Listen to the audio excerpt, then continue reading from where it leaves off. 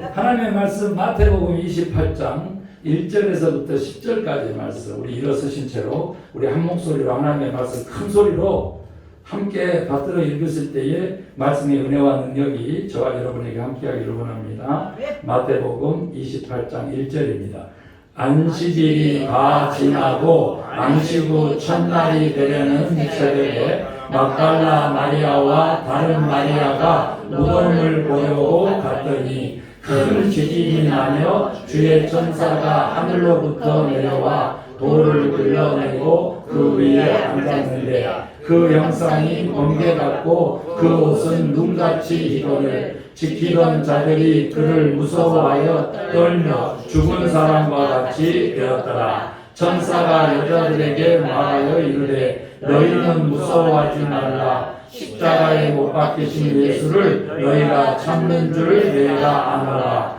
그가 여기 계시지 않고 그가 말씀하시던 대로 살아나셨느니라. 와서 그가 누우셨던 곳을 보라. 또 빨리 가서 그의 제자들에게 이르되 그가 죽은 자 가운데서 살아나셨고 너희보다 먼저 갈릴리로 가시나니 거기서 너희가 배우리라 하라. 보라, 내가 너희에게 일렀느니라 하거늘 그 여자들이 무서움과 큰 기쁨으로 빨리 무덤을 떠나 제자들에게 알리려고 가는지랄세. 예수께서 그들을 만나 이르시되 평안하냐 하시거늘 여자들이 나아가 그 발을 붙잡고 경배하니 이에 예수께서 이르시되 무서워하지 말라. 가서 내 형제들에게 갈릴리로 가라 하라. 거기서 나를 보리라 하시니라. 아멘.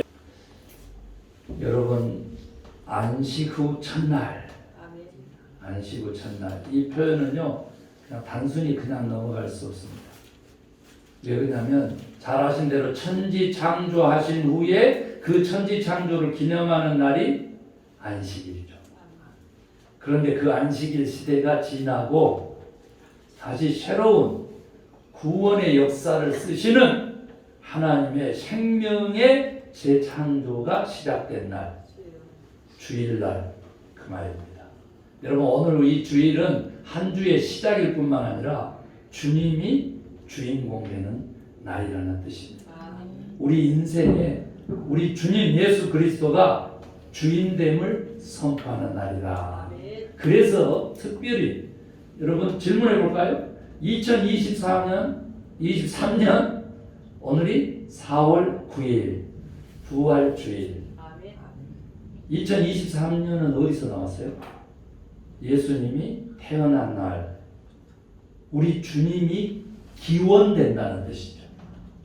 다른 말로 하면 역사의 시작이라는 뜻이에요.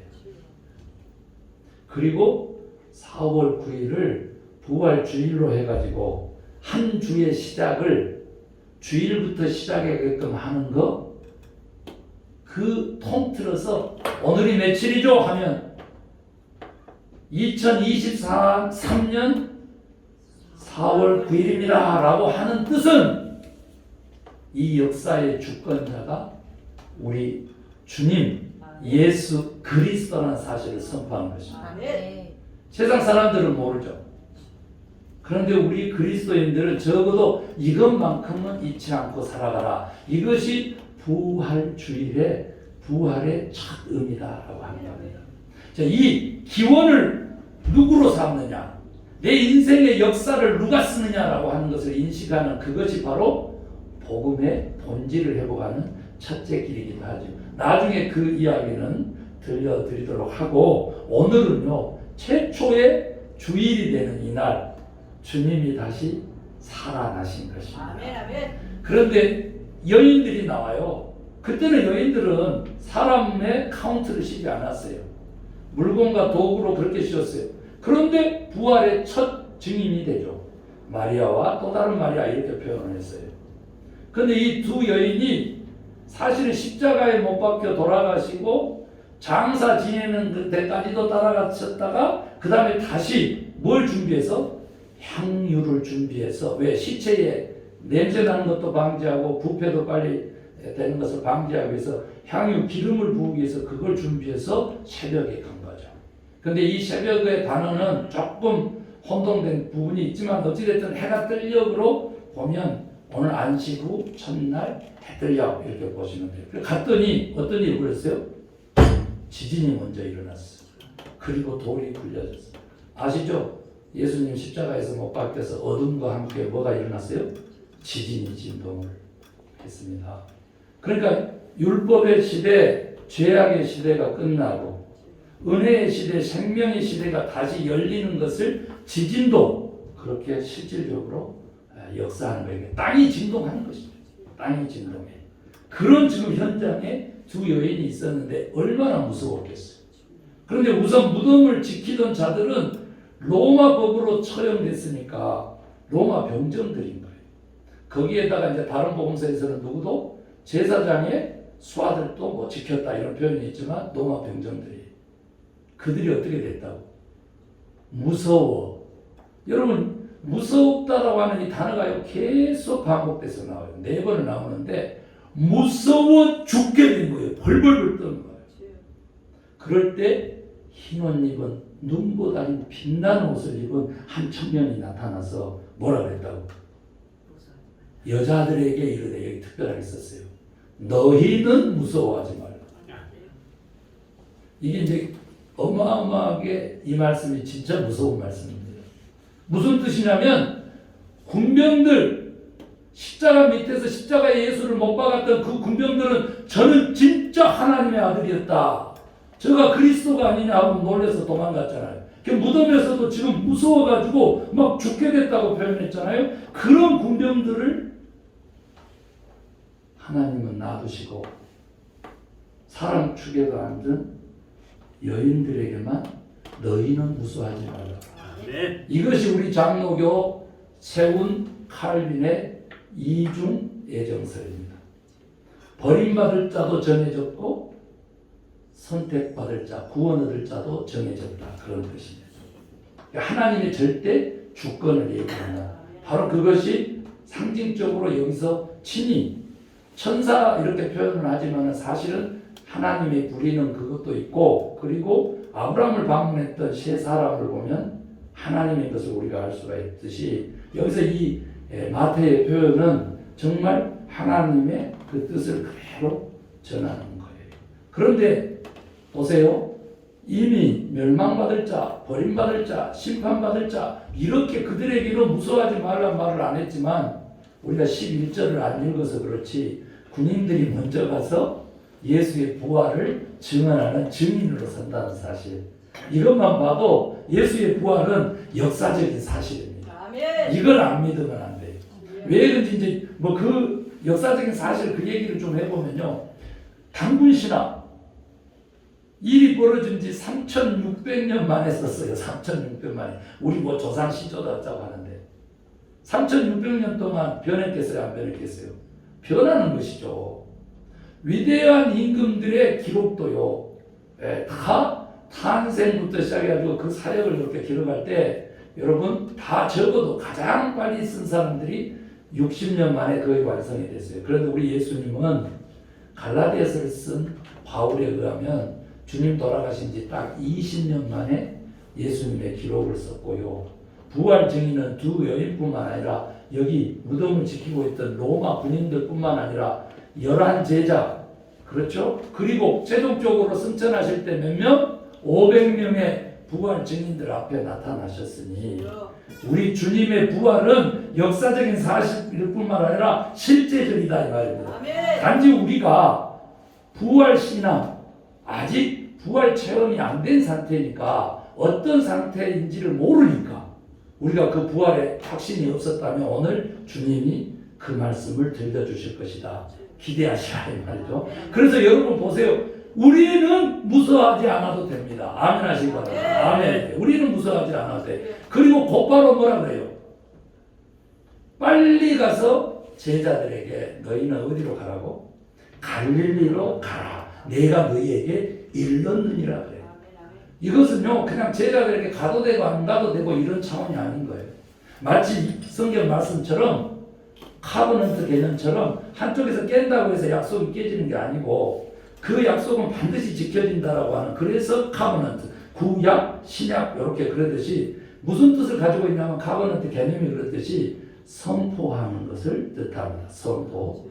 엘리파라고 하는 것은 선포했다. 그러니까 읽었다라고 하는 것은 이미 선포됐다 이거죠. 우리가 말씀 개념에도 있지만 이렇게 설교 말씀도 어쩐데 선포되는 말씀으로 그렇게 읽어지거든요. 그러니까 그냥 실현되는 거예요.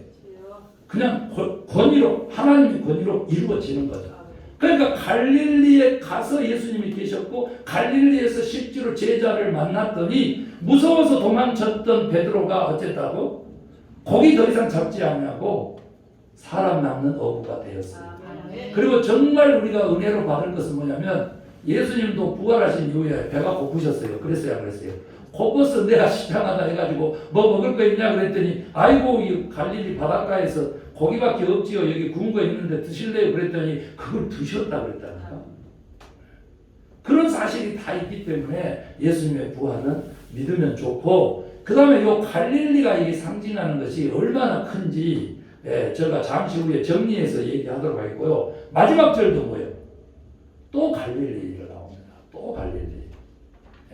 그렇게 사실은 예수님 실질적인 갈릴리 사역이 우리에게 부활하신 이후의 사역의 전부니까 다시 한번 우리들의 마음이 갈릴리에 가 있어야 한다.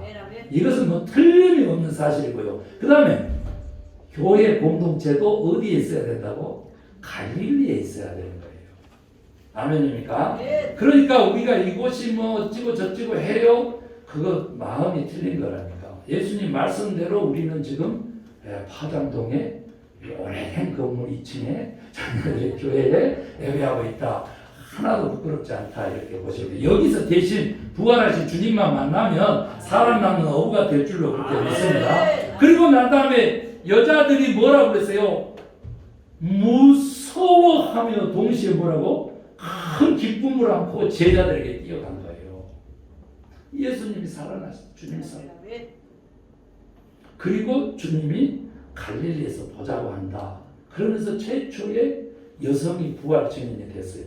그때 보세요. 왜 그러면 이미 이 성경책을 쪘을 때 저자들도 마태, 마가, 누가, 요한도 다 여자는 증인으로서의 능력이 없는데 왜 부활의 증인으로 삼았겠어요? 증인의 능력이 없다니까 법정으로. 그런데 왜 부활 증인으로 하나님 삼았겠어요? 딱 간단하죠.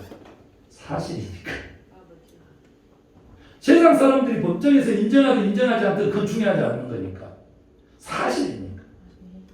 그래서 사람 축에도 안 끼고 법정에서 증인으로서도 효력이 없는 여인들에게 나타났다고 하는 거예요. 이만큼 물론 여기서 이 사실만 봐도 여성과 남성의 동등성도 주장하고 또 여성의 사역에 대한 강한 예수님이 긍정적인 선포를 하신 것도 사실인데 가장 핵심은 뭐냐 그러면 무서움과 큰 기쁨. 이것은 사실은요 어긋난 감정이에요.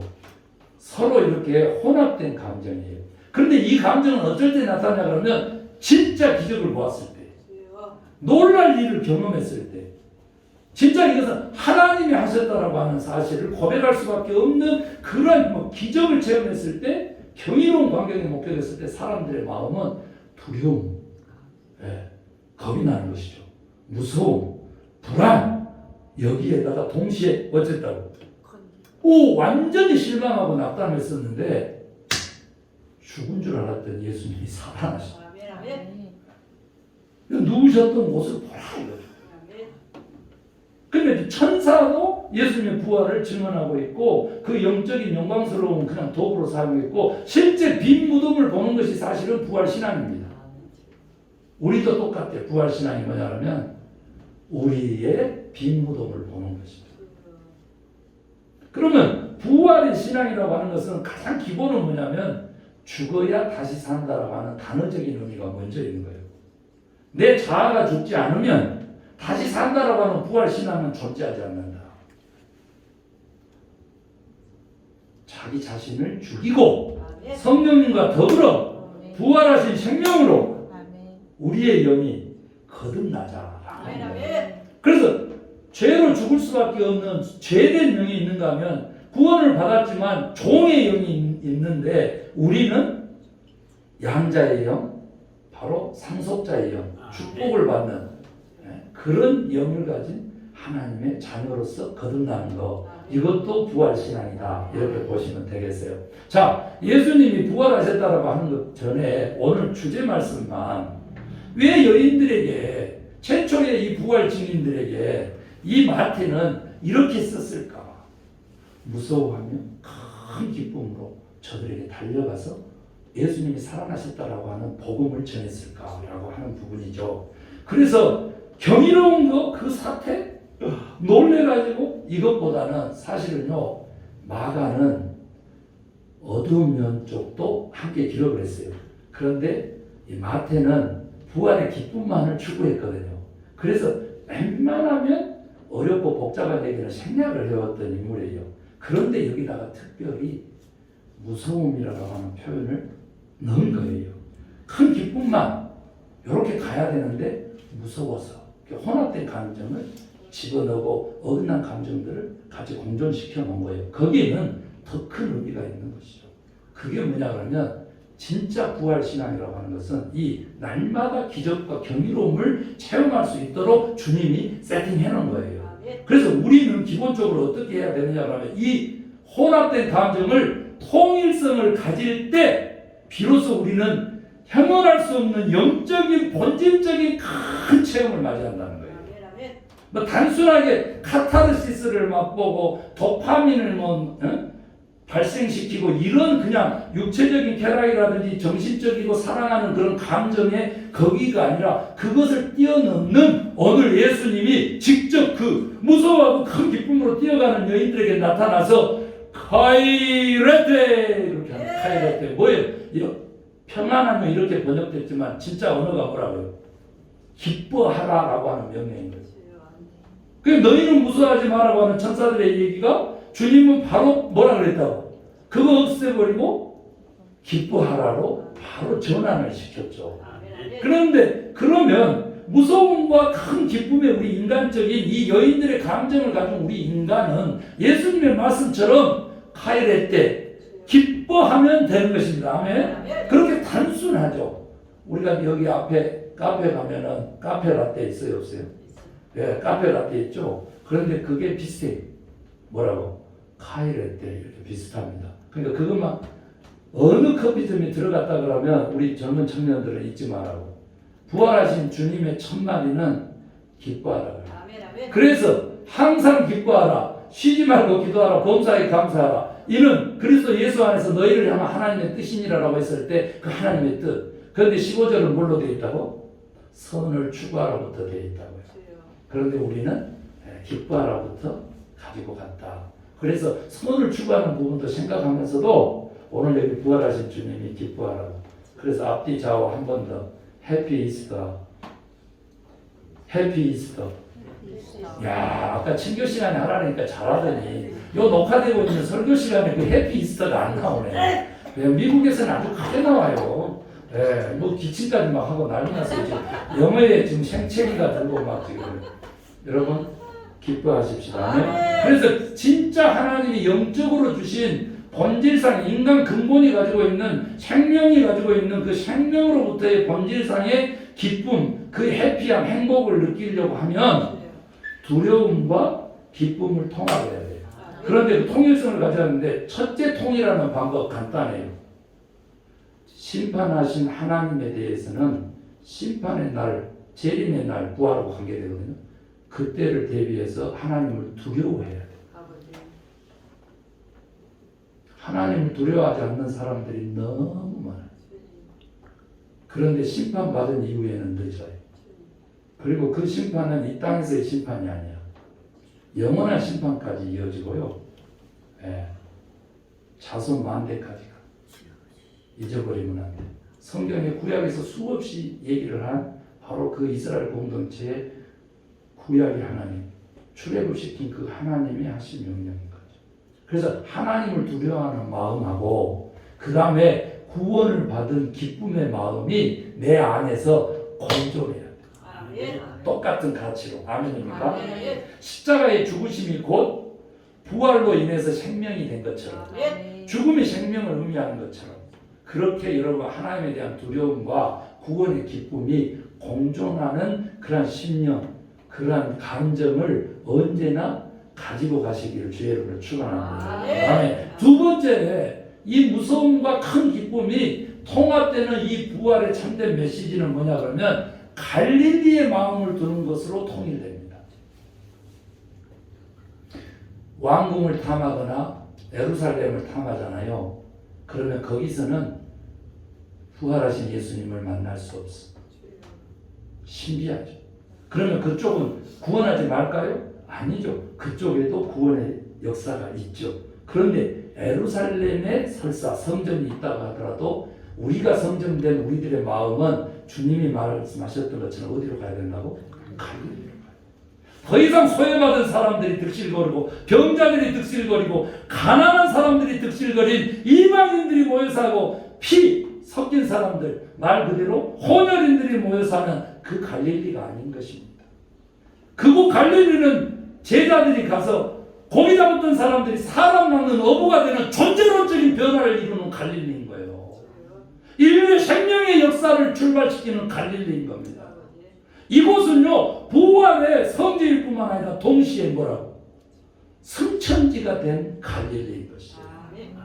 우리가 마음을 그렇게 쓰기만 하면, 거기에 마음을 두기만 하면, 그런 가난한 마음, 겸손한 마음, 낮아진 마음, 심령이 가난한 자는 복이 있나니 천국이 저희 것이다. 팔복의 첫 번째입니다.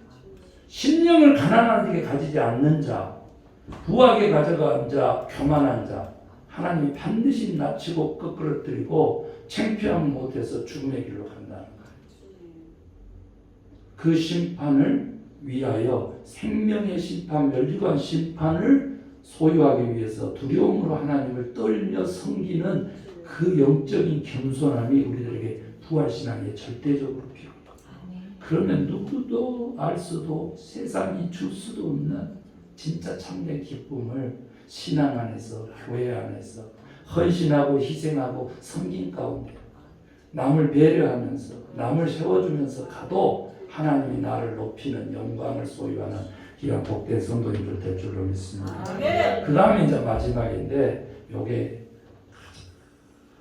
키포인트 뭐냐면 예수님의 몸은 이미 부활체로서 존재합니다. 제가 그걸 설명을 해볼게요. 질문 먼저 하고, 나사로 살렸어요, 안 살렸어요? 나사로 죽었다가 다시 살아나는 거예요. 부활입니까, 아닙니까? 역시 이렇게 대답이 좀 늦게 나오면 너무 감사해요. 뭔가 안다는 뜻이에요.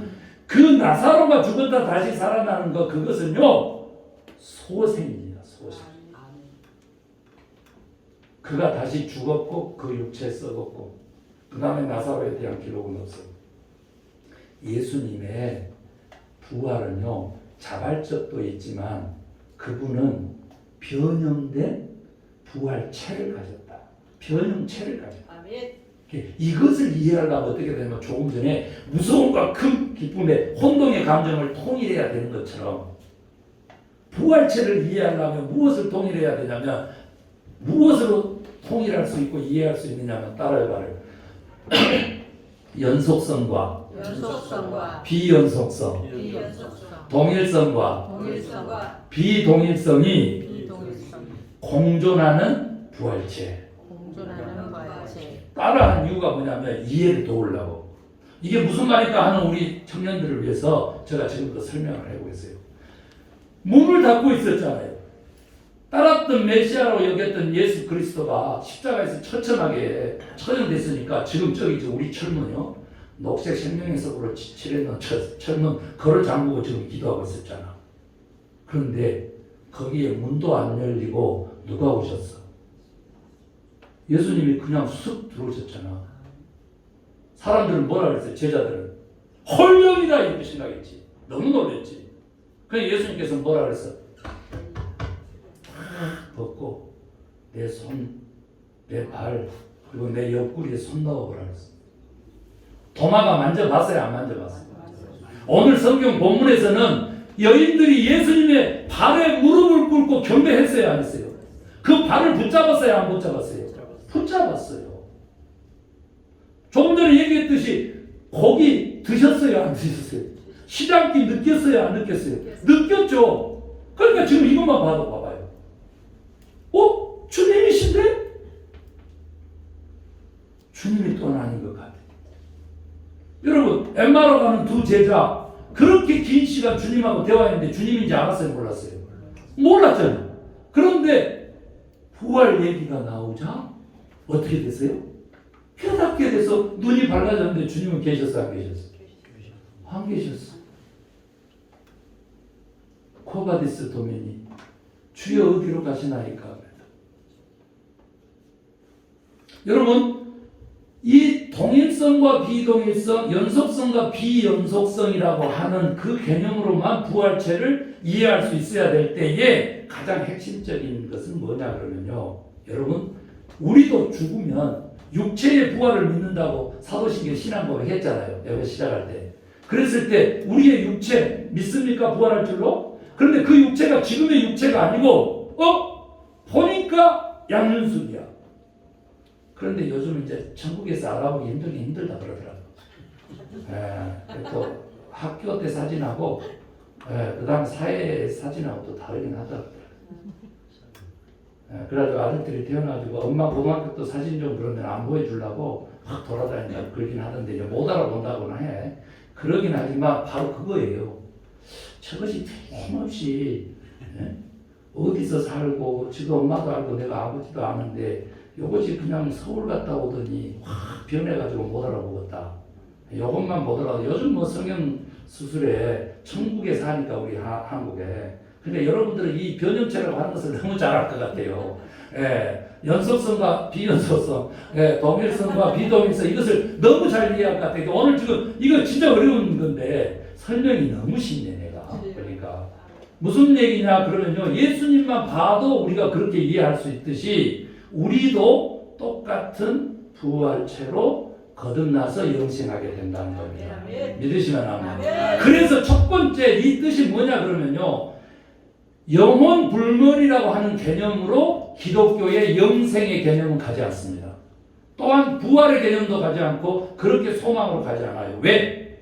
영혼 불멸 그러면 우리의 영혼이 어느 한 부분은 절대 변하지 않고 사라지지 않는다는 개념이잖아요. 그거 아니라는 거예요. 첫 번째.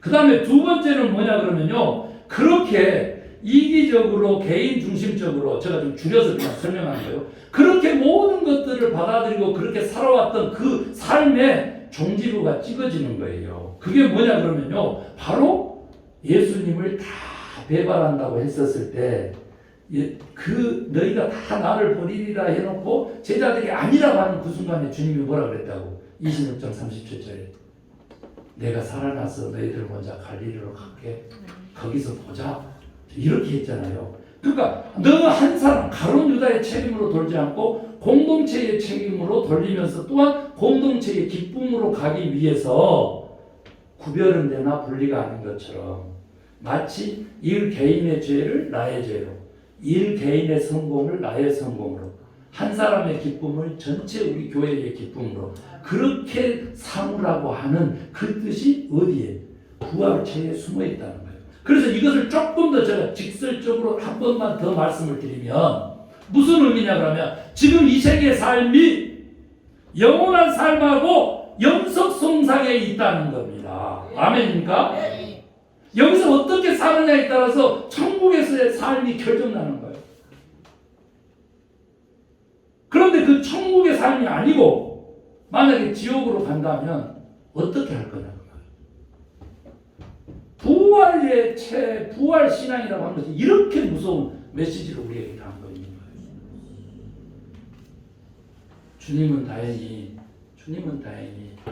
여인들에게 뿐만 아니라 500인 뿐만 아니라 성령님을 통해서 전 인류에게 당신의 살아나심을 선포하고 계십니다. 그래서 다시 한번 이 생의 삶을 엉망으로 살고 나는 구원받았다 하지 마시고 이 생의 삶이 연속성과 비연속성을 가진 부활체적인 영생이니까 영원한 생명이니까 아멘? 신령함을 입고 주의 성령을 입고 그렇게 우리의 영이 양자의 영이 된 그런 생명체고 그 상태에서 영생하는 거니까 믿으시면 아멘. 그러니까 지금의 삶을 바르게 참되게 살아라. 이것이 부활하신 주님의 메시지라는 거예요. 성령님과 더불어 영생하는 저와 여러분 되십시다. 그래서 정말 같은 면이 있고 같지 않은 면이 있고, 그래서 그 신령한 영의 눈이 아니고는 우리 하늘나라 가서 서로 알아볼지 못할지도 몰라요. 네? 그러니까 서로 알아보는 영원히 볼 사람들처럼 그렇게 살아요. 아멘입니까? 기도하겠습니다. 하나님 감사해요. 저희들에게 오늘 부활의 말씀 들려주시고 부활체를 깨닫게 해주시니 감사해요.